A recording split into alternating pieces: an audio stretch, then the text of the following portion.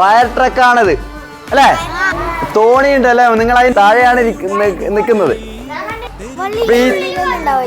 ഇതിനകത്തൊന്നും ഉണ്ടാവുമ്പോ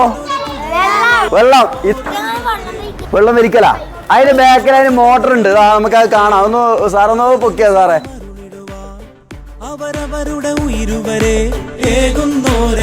തീപിടുത്തം ഉണ്ടായി കഴിഞ്ഞാൽ ആ സ്ഥലത്തേക്ക് വാഹനം പോവും. ഇല്ല, ടാങ്കല്ലേ, കല്ല സീൽ ചെയ്ത ടാങ്കല്ലേ ഒഴിവാക്കാവുന്നത്. ഒഴിവാക്കാൻ വേണ്ടി മരം വെട്ടി മാറ്റണം അല്ലേ? അതിനൊക്കെ വേണ്ടിയിട്ടുള്ളതാണ് ഈ ചെയിൻസോ അതിന്റെ പേര്, അറിയാലോ.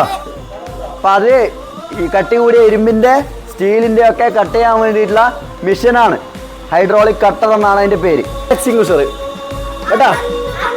അന്ന് കൊണ്ടുവന്നിന് നമുക്ക് നിർത്താനാണ് കേട്ടോ. നിങ്ങൾക്ക് എല്ലാവർക്കും നിർത്താം.